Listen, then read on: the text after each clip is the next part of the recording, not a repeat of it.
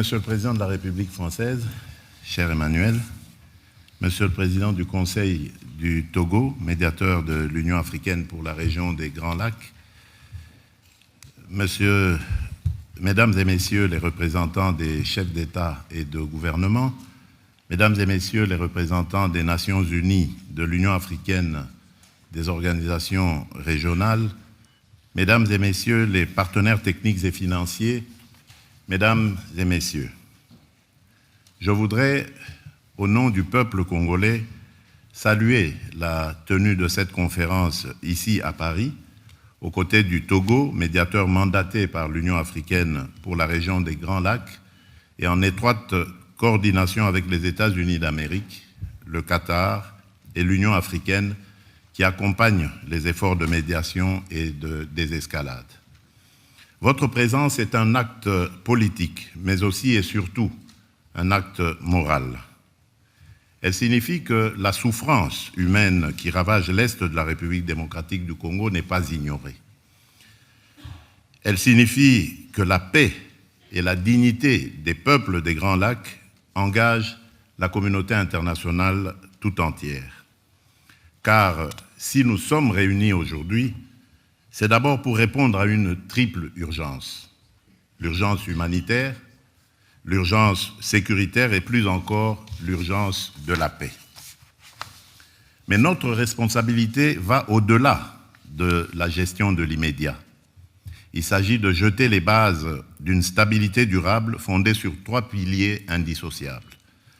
La protection des populations civiles, la recherche d'une paix juste et l'intégration économique régionale comme moteur d'une prospérité partagée, à la condition, bien sûr, qu'elle s'exerce dans un environnement apaisé, sans heurts et sans affrontements.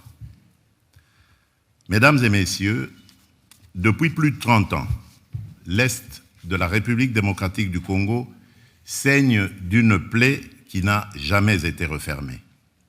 Ce n'est pas une crise passagère, c'est une tragédie qui a déplacé des millions de femmes, d'hommes et d'enfants, détruit des vies, brisé des familles, affaibli le tissu social et compromis l'avenir de toute une génération. La République démocratique du Congo fait aujourd'hui partie des pays les plus durement frappés par les déplacements internes, avec des millions de personnes contraintes de fuir les violences, notamment dans les provinces du Nord et du Sud Kivu. Cette situation dramatique est aggravée par la dégradation des infrastructures, l'insuffisance des financements pour l'aide humanitaire et la recrudescence des maladies. Les besoins sont immenses et immédiats. Protection des civils, prise en charge psychosociale, accès aux soins de santé, continuité éducative, sécurité alimentaire, accès à l'eau potable et à l'assainissement. Les données sont accablantes. En 2024, 26 millions de personnes en République démocratique du Congo étaient en situation d'insécurité alimentaire aiguë et près d'un enfant sur 2 de moins de 5 ans souffrait de malnutrition chronique. À la 45e semaine épidémiologique de 2024, 445 zones de santé sur 519 avaient déjà rapporté des cas de choléra et ou de Mpox. Ces chiffres ne sont pas des abstractions statistiques. Ils décrivent une urgence humanitaire absolue.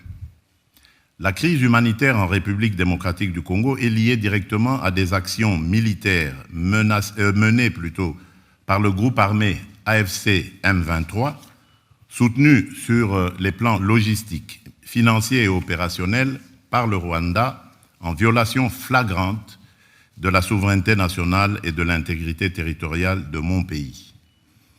Cette réalité est aujourd'hui documentée et reconnue.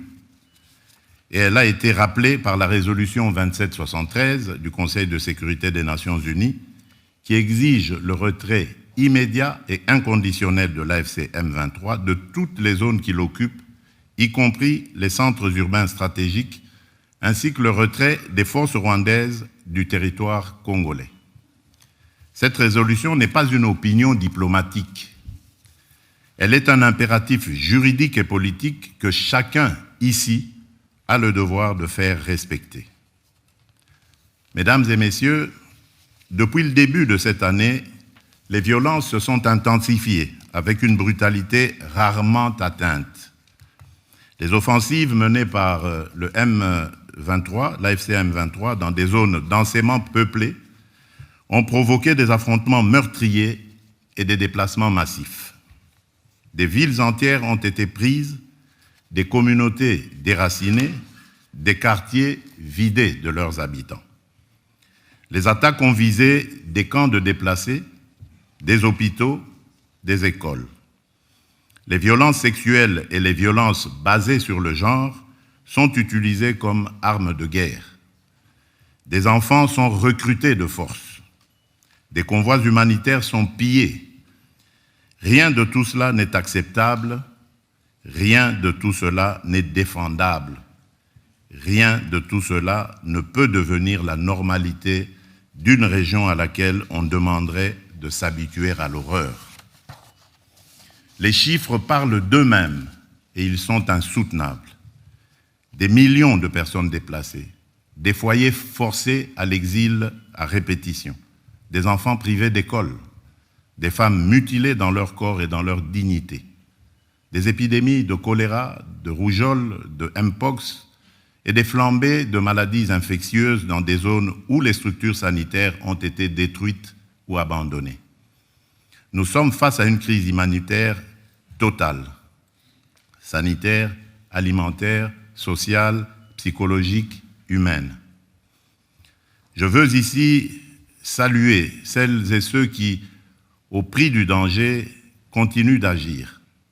Les équipes médicales, les humanitaires, les agents des agences des Nations Unies, les ONG internationales, les ONG locales, les structures communautaires, la société civile, les associations de femmes. À toutes ces femmes et à tous ces hommes qui prennent des risques pour sauver des vies, je dis aujourd'hui, la République démocratique du Congo connaît votre courage et elle vous en est reconnaissante.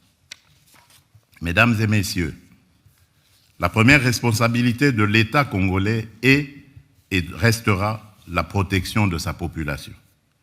Nous assumons cette responsabilité. Nous avons renforcé l'effort humanitaire national, notamment à travers la mise en place de la Caisse de solidarité nationale et de gestion humanitaire des catastrophes, destinée à canaliser de manière transparente les contributions internes et externes et à garantir que l'aide parvienne aux plus vulnérables. Aux côtés de l'État congolais, les agences des Nations Unies, en particulier le Haut Commissariat pour les réfugiés et le Bureau de la coordination des affaires humanitaires, ainsi que plusieurs organisations humanitaires dont le Comité international de la Croix-Rouge et Médecins sans frontières, se sont mobilisés pour apporter une assistance vitale aux personnes déplacées, blessées, exposées. Parallèlement, nous avons mobilisé nos forces armées afin d'assurer la protection de nos citoyens, tout en réaffirmant notre attachement au strict respect du droit international humanitaire, à la protection des civils, des infrastructures médicales et éducatives et du personnel humanitaire. À ce propos, permettez-moi de rappeler une exigence fondamentale. Le respect des conventions de Genève ne saurait être optionnel ni circonstanciel. Il doit redevenir une exigence universelle, non négligeable et non négociable. Mais nous savons aussi que, face à l'ampleur du drame, nos propres moyens ne suffisent plus. C'est pourquoi nous sommes ici, pour solliciter une mobilisation exceptionnelle. Je formule aujourd'hui devant vous 3 demandes et 3 offres. Ma première demande concerne l'accès humanitaire immédiat, sécurisé, garanti.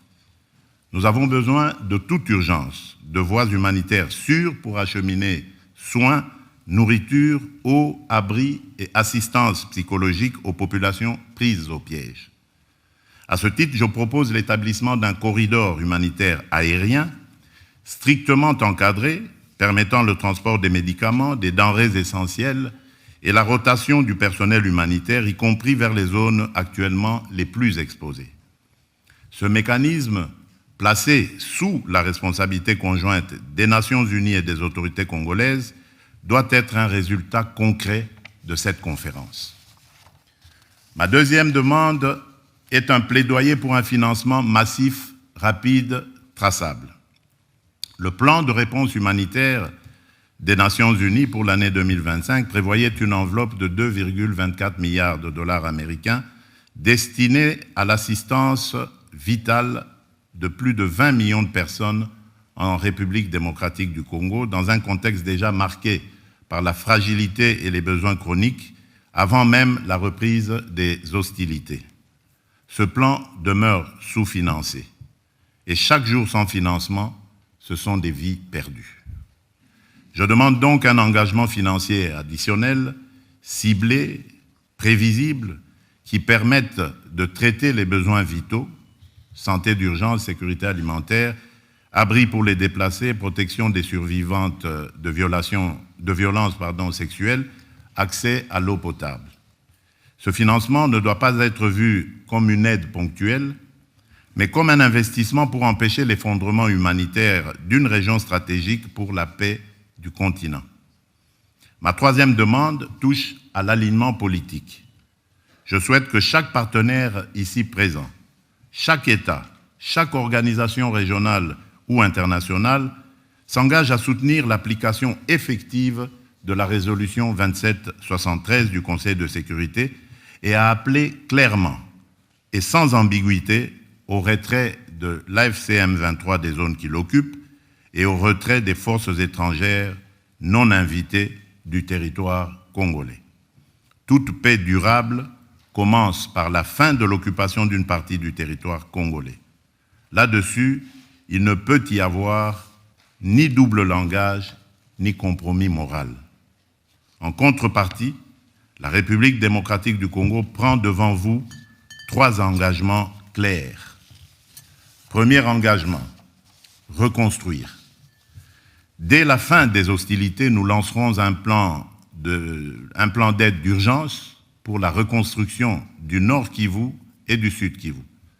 Ce plan, que nous concevons comme un pacte national et international, intégrera dans une approche concertée, coordonnée et cohérente l'ensemble des programmes et projets destinés à la stabilisation, au relèvement et au développement durable des provinces affectées. Il visera à mobiliser environ 5 milliards de dollars à l'horizon 2026 pour la réouverture des écoles, la réhabilitation des centres de santé, la reconstruction des routes, le rétablissement des services sociaux essentiels et le retour digne des personnes déplacées. Il ciblera ainsi la sécurité alimentaire car nourrir une famille, c'est déjà commencer la paix. Ce plan sera coordonné, unifié et transparent. Aucun territoire ne sera abandonné, aucune communauté ne sera laissée en marge. Deuxième engagement, protéger les plus vulnérables et responsabiliser les auteurs. Nous allons renforcer notre cadre juridique relatif à la protection des déplacés et des victimes de catastrophes humanitaires, notamment par l'intégration en droit national de la Convention de Kampala de l'Union africaine et l'adoption d'un dispositif légal pérenne de financement de l'action humanitaire et de réduction des risques. Dans cette perspective, une loi sur le financement de l'action humanitaire et de la gestion des risques de catastrophes sera prochainement adoptée afin de doter le gouvernement de mécanismes pérennes de financement conformément au cadre de Sendai 2015-2030 pour la réduction des risques de catastrophes et aux engagements pris lors du sommet humanitaire mondial d'Istanbul en 2016. Nous veillerons à ce que les survivantes de violences sexuelles soient reconnues comme victimes de guerre, accompagnées, soignées et réparer. Je tiens à rappeler que la redevabilité constitue une exigence fondamentale de la paix durable. Les administrations parallèles instaurées par l'AFC M23, les violations graves des droits humains et les atteintes aux civils ne resteront pas impunies. Des poursuites seront engagées dans le respect du droit international contre tous ceux qui se rendent coupables de crimes à l'encontre du peuple congolais. Troisième engagement, transformer la crise en levier de stabilité régionale. Nous ne venons pas seulement demander de l'aide humanitaire, nous venons défendre une vision politique. La paix durable dans les Grands Lacs ne sera possible que si la région choisit l'intégration économique et la prospérité partagée plutôt que le pillage et la prédation. L'avenir de la région ne peut pas être fait de trafics transfrontaliers illégaux d'or, de coltan ou de cobalt, alimentant des groupes armés. Il doit être fait de coopération économique formelle, d'infrastructures interconnectées, d'industrialisation locale, de valeur ajoutée créée sur le continent et d'opportunités offertes à la jeunesse. C'est cela, la paix durable. La sécurité est nécessaire à la prospérité. Mais la prospérité, elle aussi, est une condition de la sécurité. Mesdames et messieurs, ce qui se joue ici à Paris dépasse les frontières de la République démocratique du Congo. Il s'agit de savoir si la communauté internationale est prête à protéger des vies civiles aujourd'hui, pas seulement à commenter leur sort demain. Il s'agit aussi de savoir si nous sommes capables de reconnaître que la paix n'est pas un geste charitable, mais un investissement collectif dans la stabilité d'une région entière de l'Afrique centrale et orientale au cœur des équilibres du continent. Je voudrais, en terminant, m'adresser non seulement au gouvernement, mais au peuple français, au peuple togolais, aux peuples africains, aux peuples amis, à tous ceux qui nous écoutent. Je vous demande une chose simple, ne détournez pas le regard. Derrière chaque statistique que nous citons aujourd'hui, il y a un enfant qui dort sous une bâche au lieu d'un toit. Il y a une mère qui a fui sans rien emporter d'autre sauf la main de son enfant. Il y a une communauté qui refuse de mourir parce qu'elle croit encore en l'idée la plus simple, la plus belle et la plus juste, vivre en paix chez soi. Ce que nous demandons, c'est la vérité. Ce que nous demandons, c'est la justice. Ce que nous demandons, c'est la paix, une paix durable. La République démocratique du Congo prend ses responsabilités. Nous vous demandons aussi de prendre les vôtres. Je vous remercie.